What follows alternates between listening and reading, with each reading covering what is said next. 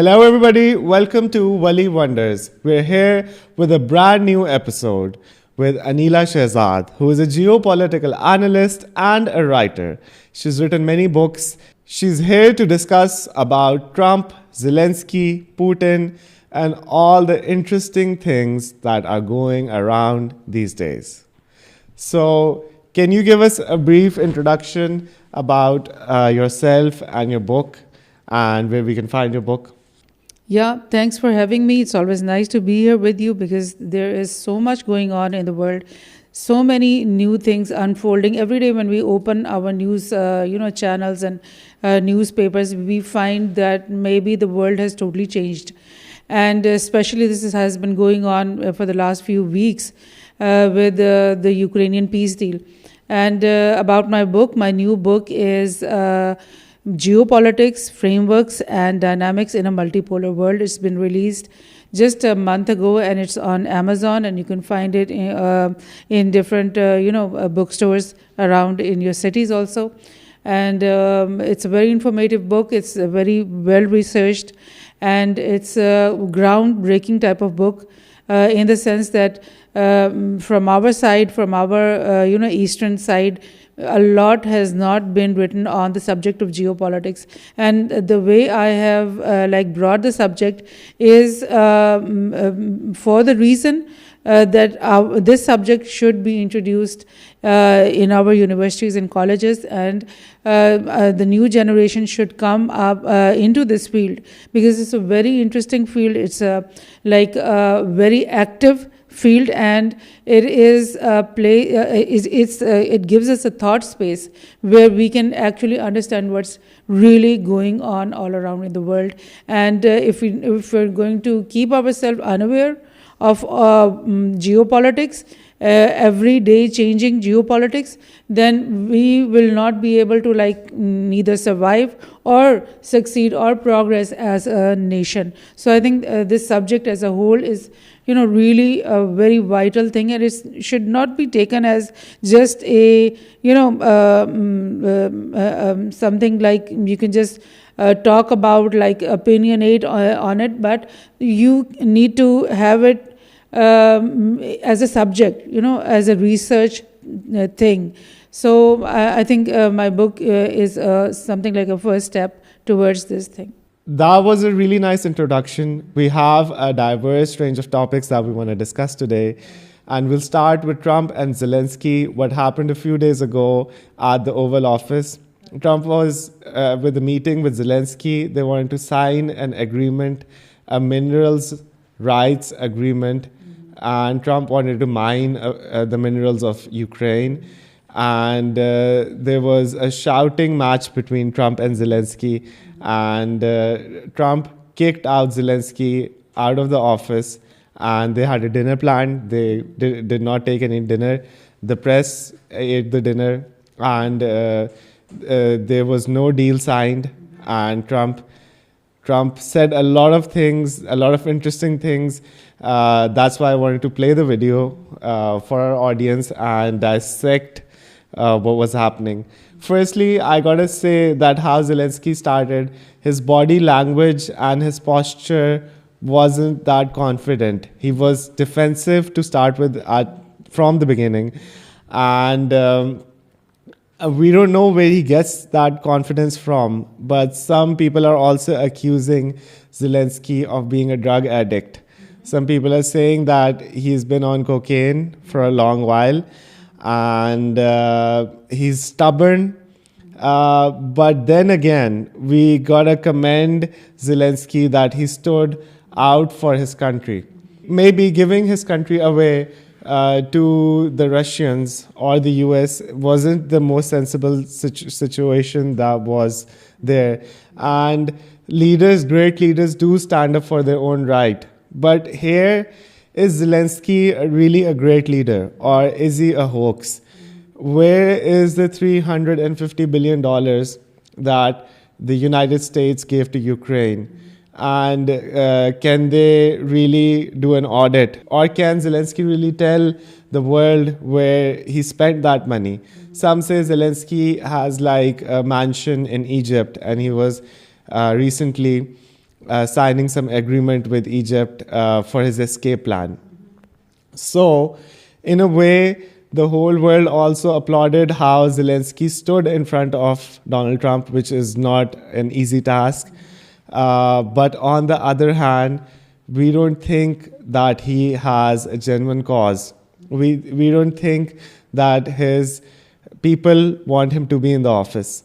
We recently saw that a video that came out of the Ukrainian soldiers. These Ukrainian soldiers were hiding in their bunkers and they were watching Trump deliver his speech, and they wanted the war to stop. But Zelensky was hell-bent on not stopping the war. Maybe Zelensky is being backed by who knows what, George Soros, the Davos, the global elites. Where does he get that courage? Trump specifically told Zelensky to not say all these things. Zelensky does not have the cards in his hands. That's what Trump was saying again and again. But Zelensky was still talking about the security guarantees that he needed. He was still talking about how Russia will have to pay for all the destruction over Ukraine. And all these things would not get him a deal. But he was making these points like a stubborn little kid. So let's just watch the video and start dissecting what was happening. What kind of diplomacy, JD, you are speaking about? What do you mean? I'm talking about the kind of diplomacy that's going to end the destruction of your country. Yes, but if you Mr. President, with respect, I think it's disrespectful for you to come into the Oval Office and try to litigate this in front of the American media. Right now, you guys are going around and forcing conscripts to the front lines because you have manpower problems. You should be thanking the president for trying to bring an end to this conflict. Have you ever been to Ukraine that you say what problems we have? I have been to. Count one. I've actually watched and seen the stories, and I know what happens is you bring them on a propaganda tour, Mr. President. Do you disagree that you've had problems bringing people into your military? And do you think that it's respectful to come to the Oval Office of the United States of America and attack the administration that is trying to prevent the destruction of your country? A lot of questions. Let's start from the beginning. Sure. First of all, during the war, everybody has problems, even you, but you have nice ocean and don't feel now, but you will feel it in the future. God bless. You don't know that. God bless. God bless. You will not have a war. Don't tell us what we're going to feel. We're trying to solve a problem. Don't tell us what we're going to feel. I'm not telling you. Yeah, that's a really valid point that J.D. Vance just said about all the conscriptions that are happening on the Ukrainian front. We see all these videos of people being dragged on the streets and they're crying and they are forcefully put into the Ukrainian army.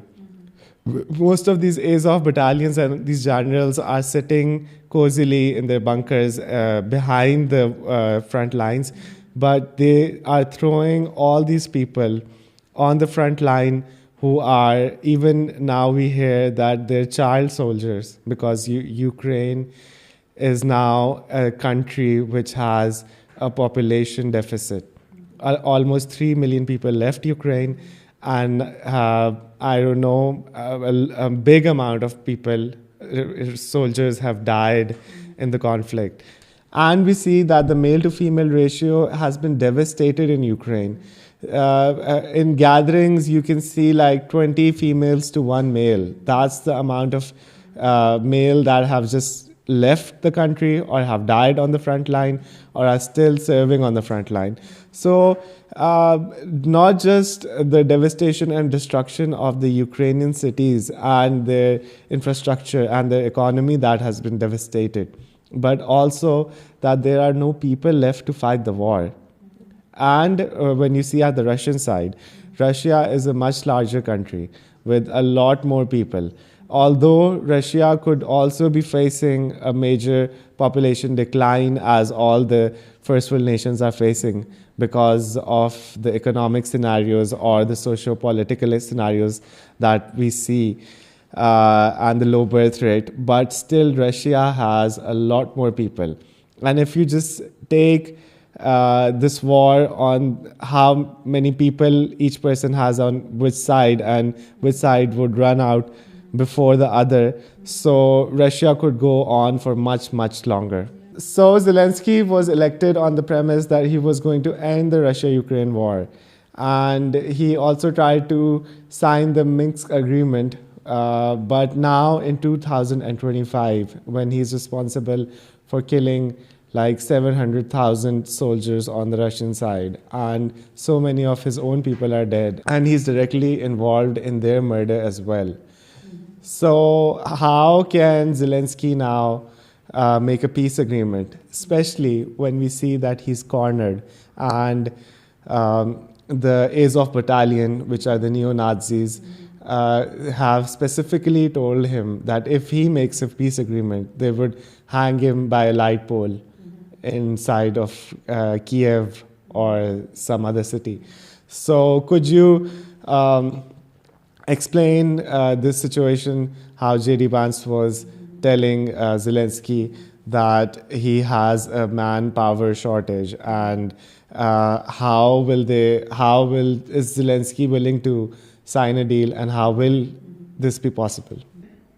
Yes, you've painted a very nice picture about Zelensky and the very complex situation that he is right now in. But what I want to say is that this is not really a complete picture, because what Zelensky mentioned in this press conference, even when he was addressing J.D. Vance, was that this war actually began in 2014.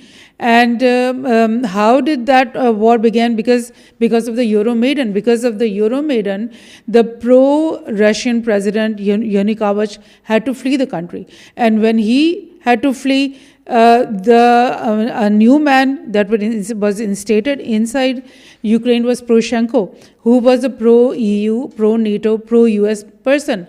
And right after him, Zelensky, when he was elected in 2019, you must have heard that Victoria Nuland's tape, which was leaked, and in which she was saying that Zelensky is our man and he's going to be instated in power and he's going to do the job for us. So what I'm trying to say is that in the first place, the US and the EU were behind this war. If it wasn't for them, if they hadn't orchestrated that color revolution in Ukraine, and if they hadn't ousted the pro-Russian leadership from there, this war wouldn't have started. And this, greed of expanding the NATO right up to the border of Russia, because right from 1999, the NATO and European Union have been expanding.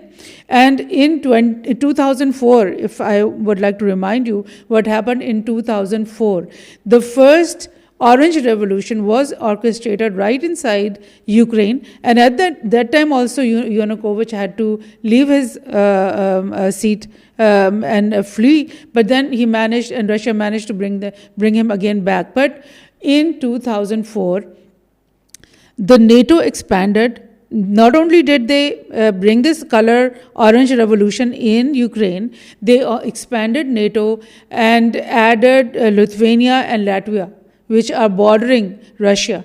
And then they started this Orange Revolution and all this thing. That means that they wanted to bring Ukraine into EU and NATO also. And then again, in 2006, there was another color revolution by the name of Jeans Revolution in Belarus, where they wanted to oust that Belarusian pro-Russian president from that country too. So, what Russia was looking at was NATO ballistic missiles set all around its border with Europe, and starting from Latvia and Lithuania, and then if Belarus and Ukraine were compromised, then what would be the situation of Russia? So for Russia, this was an existential war. This was a war of survival. They had to do something about that. But what I'm trying to say is Trump, who is pretending, and J.D. Vance, who are both saying that we are the ones who want to end this war, and you, Zelensky, are the one who's being stubborn and all. That is not the truth. Actually, the U.S. dragged Ukraine into this war. The EU made so many big and false promises with this Ukrainian people that once you enter the EU and the NATO, we are going to make you a model country and bring all this development and all these industry in you. What they have given Ukrainian people in all these years. Since 2004, Zelensky mentioned in this interview to 2014, which was actually the Euromaidan time, but actually from 2004, Europe has been promising so much. And 2004 come to 2025, what have the people of Ukraine really gotten from this whole war except destruction and fleeing the country as refugees and starvation and the killing of their people, the killing of their sons and brothers. So how can J.D. Vance and Trump all of a sudden come and say that Zelensky, you're the person who is trying to obstruct this peace deal when they were the people who actually dragged the whole country into this war, and they never let. And you just mentioned the Minsk 1 and Minsk 2. There was also this leak and this news after the Minsk 1 and 2 failed that Merkel and these people, Macron, they were saying to each other that we don't want this peace deal. We want the war to extend. We want the war to go on, because what we want is a defeat for Russia. And they did not realize, or they couldn't calculate at the time, that the Russia they want to defeat is become so big now, and it's become so powerful now that all the military aid and the financial aid and all this and that combined from Europe, from the US, are all not going to be enough to defeat Russia. And now today, when Zelensky is being, but I think about this deal, it is such an embarrassing deal for Zelensky that after this 3 years war, and after all this destruction, Trump and DJ Vance are trying to pose that Zelensky was responsible for all these deaths, for all this destruction of the cities of Ukraine, when Zelensky is the person who should be asking Trump and DJ Vance that why the US brought Ukraine to this war in the first place. It wasn't Donald Trump, it was Obama and Biden. Exactly, exactly. Zelensky just mentioned that since 2014, Obama and Biden and Trump himself, they have these three people have been in power in the Oval Office, and these three governments, they did nothing to stop this war since 2014. But Zelensky is now thinking, and Ukraine is also thinking, and they're contemplating that why didn't they sign the Minsk agreement in the first place, because they would have gotten a lot more land and they would have been safer and all their security concerns would have been dealt with. So now in 2025, when Russia has all the cards in his hand and Russia has all the territory, and now as the Ukrainian army is in a they say it's in a stalemate, but some areas they're retreating and Russia is even capturing more area. So in a situation like that, is there a peace negotiation even possible? Would Russia even want to have a peace agreement when they have everything? But then again, even Trump says, and a lot of leaders, I've heard this, that Putin could go in Kyiv and destroy everything and hit them with 1,000 ballistic missiles or even a nuclear bomb, a tactical nuclear weapon. But Putin does not want that end for the Ukraine. He does not want to become that monster, doesn't want to destroy a whole nation. That's why Putin is talking to Donald Trump, and Putin wants to wants an end to this war. But now, why is Zelensky in such a state? Maybe because he's squeezed from all corners, and he is also threatened by the Azov battalion, and the Europeans cannot save him. Recently, some high-ranked Ukrainian or some European official was killed by the Russian agencies in broad daylight inside Europe. Europe is not the safest place right now. Especially, you hear news about a lot of unorganized crime happening every day in Europe. So Europe is not going to protect, Donald Trump is not going to protect Zelensky. And his own people, the Azov battalion, is also after him.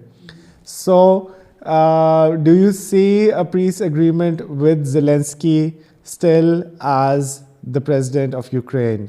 Or are they going to kick out Zelensky and a new guy is going to come in to make the peace agreement? We already hear that some of the other leaders in Ukraine are much more popular than Zelensky. And when Trump kicked Zelensky out of the office, there was already talks of impeachment for Zelensky.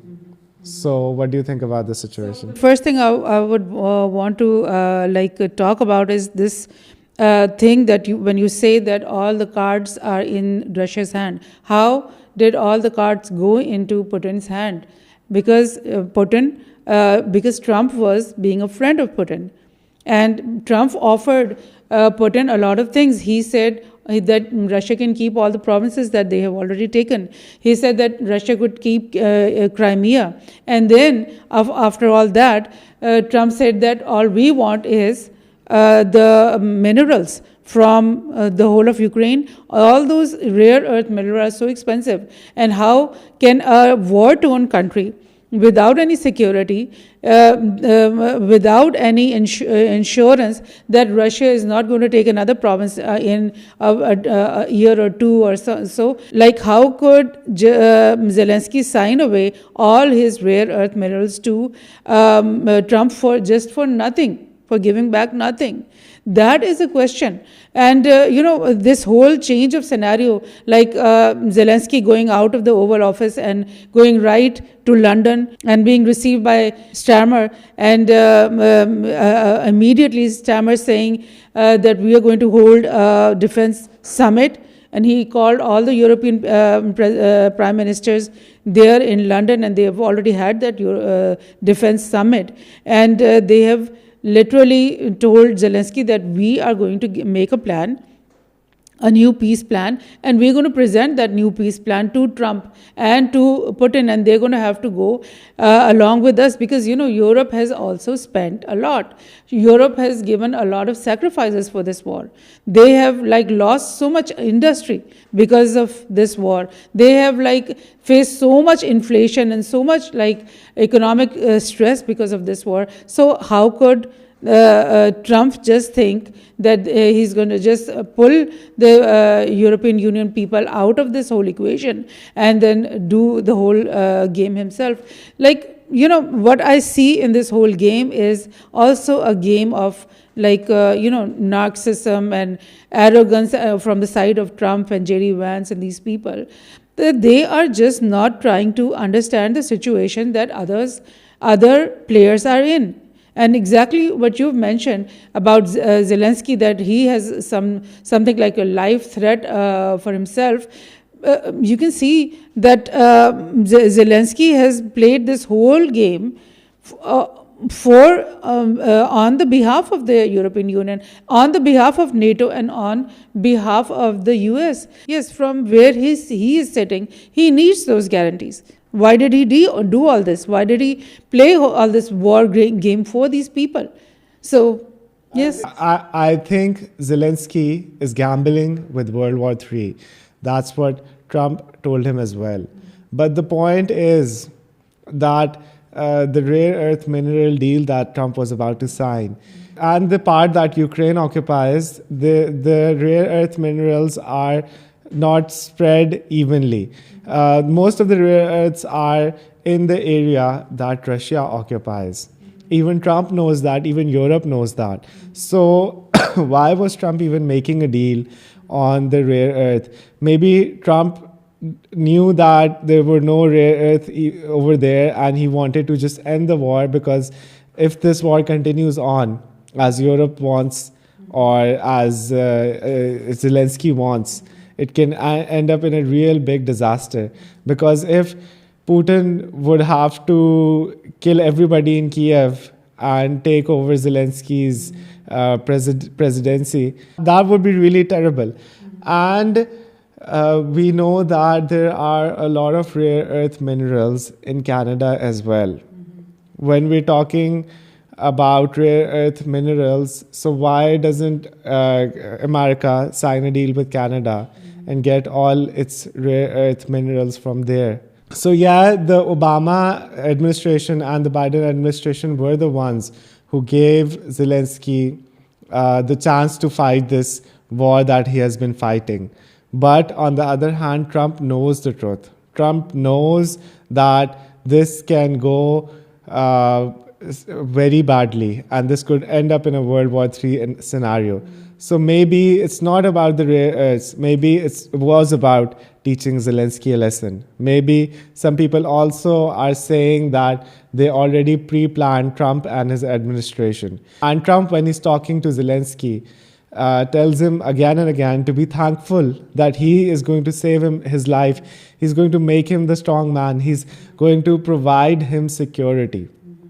But this guy, Zelensky, maybe because of his mindset, maybe because I don't know what his belief system is, but he's willing to die for the wrong causes. He doesn't want the world to live in peace. He wants the whole world to get destroyed. When I look at Zelensky, I see a person who is broken inside and who is like an evil genius, who wants the destruction of everything, every place, because he is destroyed. He was a comedian turned into a politician, but he destroyed all of his country, all of his resources. Ukraine is no longer a country that it used to be. And let's see the video and then let's talk about it. I have been to. Come once. I've actually watched and seen the stories, and I know what happens is you bring them on a propaganda tour, Mr. President. Do you disagree that you've had problems bringing people into your military? And do you think that it's respectful to come to the Oval Office of the United States of America and attack the administration that is trying to prevent the destruction of your country? A lot of questions. Let's start from the beginning. Sure. First of all, during the war, everybody has problems. Even you, but you have nice ocean and don't feel now, but you will feel it in the future. God bless. You don't know that. God bless. God bless. You will not have a war. Don't tell us what we're going to feel. We're trying to solve a problem. Don't tell us what we're going to feel. I'm not telling you. Because you're in no position to dictate that. That's Remember exactly this. what You're in no position to dictate what we're going to feel. We're going to feel very good. You will feel influence. We're going to feel very good and very strong. You will feel influence. You're right now not in a very good position. You've allowed yourself to be in a very bad position, and he happens to be right about it. From the very beginning of the war. You're not in a good position. You don't have the cards right now. With us, you start having cards. But right now, you don't. You're playing cards. You're playing cards. You're gambling with the lives of millions of people. You're gambling with World War III. You're gambling with World War III. And what you're doing is very disrespectful to the country, this country. That's back to you far more than a lot of people said they should have. Have you said thank you once? This entire meeting? No, in this entire meeting, have you said thank you? You went to Pennsylvania and campaigned for the opposition in October. Offer some words of appreciation for the United States of America and the president who's trying to save your country. Please, you think that if you will speak very loudly about the war, you can... He's not speaking loudly. He's not speaking loudly. Your country's in big trouble. Can I Wait a answer? minute. No, you've done a lot of talking. Your country is in big trouble. I know. You're not winning. You're not winning this. You have a damn good chance of coming out okay because of us. Mr. President, we are staying in our country, staying strong from the very beginning of the war. We've been alone, and we are thankful. I said thanks you haven't in been this alone. cabinet. You haven't been alone. In this cabinet. We gave you, through this stupid president, $350 billion. We gave you military equipment, and your men are brave, but they had to use our military. What about if you didn't have our military equipment, you invited me if you didn't have our military equipment, this war would have been over In 2 weeks. In 3 days. I heard it from Putin. In 3 days. This is something maybe new. Less. In 2 weeks. Of course, yes. It's going to be a very hard thing to do business like this. Again, I tell you. Just say thank you. I said a lot of times to American people. Accept that there are disagreements, and let's go litigate those disagreements rather than trying to fight it out in the American media when you're wrong. We know that you're wrong. But you see, I think it's good for the American people to see what's going on. I understand, sir. I think it's very important. That's why I kept this going so long. So that's why Trump also mentioned here the World War III scenario. And of course, everybody was afraid of this possibility of a whole World War III beginning, because if this war would have spilled out, the whole of the Europe would have been under fire, and everybody would have been in war. And that was a scenario that the whole humanity was actually so much afraid of, and everybody had their fingers crossed that when will that day come when this peace deal will be signed and Russia-Ukraine war will end. But again, you have to look at this big picture, that how Trump is dealing with the whole thing. The way he has put the European Union out of this whole equation, what he is doing, the European Union countries, they are thinking, Western Europe is thinking that today Trump is going to make a deal directly with Russia, and then maybe he's also going to make friendship with Iran, and the European countries, Europe as a whole continent is going to be thrown into a long-term decline. That's what these people are looking at, and that's what they are not ready for. That's the reason why they called Zelenski to 10 Downing Street and made this defense summit. What I'm trying to say is, looking from our perspective, everything is going on very well, because we wanted to see these people who made this war start, made this whole Euromaidan thing be taught a lesson. But if you look at it from the side of the European Union, they are not going to afford. This is not going to be a defeat for Zelensky or for Ukraine, but it's going to be a defeat for the European Union as a whole. For their economy is not going to be revived after this. So that's what's happening. And also we need to talk about the far-right parties that are coming in power in all of Europe. That's also going to show us how the European chessboard is like totally changing. When Trump kicked out Zelensky from the Oval Office, all these European leaders, I guess around 35 European leaders came out and tweeted for Zelensky. And there was this big spectacle that Trump did such a bad thing to Zelensky, and the whole of Europe started crying. But in actual, when we really dissect the footage and we see what was happening, I think Zelensky was the one who was being arrogant and unthankful. And Zelensky was the one who was rolling his eyes since the beginning of the interview. And Trump specifically also told him not to say a lot of things about the security concerns that he had, and how Russia would pay all the money to rebuild Ukraine. So I guess it was Zelensky who was misbehaving. But because of what you explained just, that Europe is in a declining position, and Europe is seeing that investment is going away from Europe. There's no cheap energy over there. And after the fall of Ukraine, Europe would be in like a major decline, I guess, for the next 10, 20, 30 years. We see that the UK, the British Empire, which was so vast before 1947 that the sun didn't used to set. It started from the one continent to the other continent, and now we're expecting that Britain, the country, might not exist for much longer. That's the situation that Europe is in. So we have a little funny video. It's an AI-generated video of Trump and Zelensky fighting. And this is just for fun, but it's really interesting how AI can make Trump and Zelensky fight.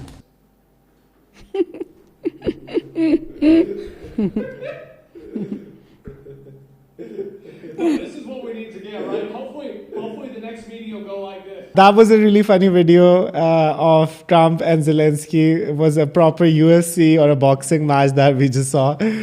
And after like 4 days of Zelensky being kicked out, and there was no deal that was signed. And so now Zelensky has written a letter to Donald Trump, and Donald Trump just said this yesterday.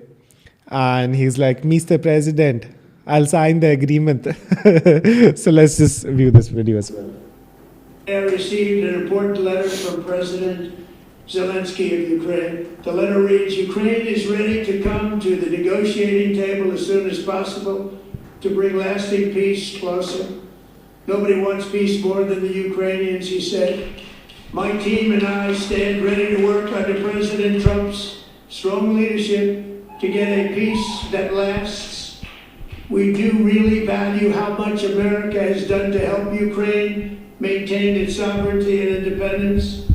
Regarding the agreement on minerals and security, Ukraine is ready to sign it at any time that is convenient for you. I appreciate that he sent this letter, just got it a little while ago. Simultaneously, we've had serious discussions with Russia and have received strong signals that they are ready for peace. Earlier today, I received it. Well, I have some doubts about what the real content of the letter would be, and how Trump has this habit of painting everything the way he wants to see things. So let's see, they had a defense summit in Europe 2 days ago, and let's see what is going to come out, because every day when you open the news, you have something new to hear. So we shouldn't think of this as a final thing. Yeah, maybe it was just a letter, and maybe Zelensky is going to be on the same track that he's always on. Maybe he wants to have a little diplomacy with the Americans. So we see the first pawn falling in the chessboard. So the Italians, who I do applaud, have gotten out of this thing. America, who is funding like 20% of NATO, wants to leave NATO. European Union is on its last legs. There's Brexit, and even after Brexit, we don't see a future for UK. And then Germany could leave NATO anytime, because Germany is the one who's paying all the price mainly. And who will be left? I don't think France or Italy or any other country would, on its own, try to fight such a big war. So what I want to add over here is that when the NATO and the European Union were so weak that they are not able to survive at all, they're going to break in a few years maybe. Were they so greedy, or what was the strategy to expand the European Union and the NATO more, and try to drag Ukraine and Belarus into these two organizations? That is the question. Look at the big picture now, that after this 3-year war, European Union is at the brink. NATO is trying, going to fall any moment, because far right parties have been elected. 7 or 8 countries in Europe had elections in 2024 have been won by far right parties, and all these far right parties are anti-immigration, they are anti-Ukraine war, they are anti-NATO. And they are conservative people also. But what is going on because of this 3-year Ukraine war? I think the whole of the fabric of the Europe has been torn, or is going to be re-sewn now, because after this peace deal, Europe is not going to be the same. There is maybe no European Union, there may be no NATO anymore. And on the other hand, the US is going to be closer to Russia. This Russia, has been portrayed as the axis of evil since, the First World War, maybe the Second World War. The whole of Europe was thinking that Russia is their first and last enemy. And this is exactly the playbook of the whole Cold War. And after the Cold War ended in something like 1990s, what happened? Instead of leaving Russia alone, still the US kept on painting Russia as the pivot of evil and the biggest enemy and all that. And now, after all this, after losing the European Union, losing their economy, losing all their respect, now Trump is going to jump over the European Union and come to Russia as a friend. What's this whole big thing going on? I mean, this is such a big game. Although it suits us, people living in the East, we want to see coming Asian century. We want to see Asia, which includes Russia and which includes China. We want to see this continent prosper, and that is going to happen. In my mind, it's going to happen. It's going to be a reality. But what has the US done? What was its strategy? What was its planning? And what did they do to their own friends? That's the question. We also hear that Donald Trump is trying to sign an agreement with Iran. And who is mediating that agreement is the Russians. So not only Europeans are going to fall like anything, they're going to fall face first, but also what is going to happen with Netanyahu and Israel if America signs a nuclear agreement with Iran and there's no sanctions on Iran. With the devastation that has happened to Israel and the whole of their infrastructure, is really going to be difficult for them to now stand against the Middle East, the Arabs, and the Iranians at the same time. You never know, Russia and America might come together against China. That is another possibility as well. So everyone is now fighting for their own survival. The tariff wars are also started. So Trump has imposed a 10% tariff on China, Mexico, and Canada. And China is imposing a 15% retaliatory tariff on the Americans as well. So there's a trade war starting, and it's everyone for himself. We see this interesting thing happening in India. India's stock market has been crashing since Trump has taken office, and it's been crashing and crashing. So what was happening, that all these big investors, Indian investors like Adani and all these big people, they were putting tariffs on US goods. Like recently we heard that they put a lot of tariff on the alcohol that was coming from America. And Adani has his own breweries where he makes his own alcohol. In order to crush the imports of American alcohol, they put some tariffs, and then they were making a huge profit selling their own liquor. But now when Trump is going to put retaliatory tariffs, is it really going to be the same situation? Donald Trump specifically said to Modi that put so much tariffs on us that you can bear yourself. So now India is also in a process that is going to reduce or completely wipe out all the tariffs that they have on American goods. And when Indian businessmen and markets have to compete with America, it's going to be another situation. There's a big number. It's like $1 trillion have been wiped out in like the past month in only the Indian economy. We also see the TSMC, the chip maker from Taiwan, who makes all the brand new chips, and it's like a revolutionary company, and there's no competition for it. They're also now investing $100 billion in Arizona, making a TSMC factory. Maybe it's going to be operational in like the next 3-4 years. But we now see that America wants to get manufacturing back to their own country. America has gone out of all the World Trade Agreements and all the free trade that they used to say. And now they want to protect themselves because they know that the future is not theirs. What do you think about that? Well, it's high time that they should have done this. And yes, they need to protect their own industries, and that protectionism should be there. But the question is that the way they have been plundering so many countries by imposing IMF deals upon countries that never brought any progress, that never did anything good for those countries, and then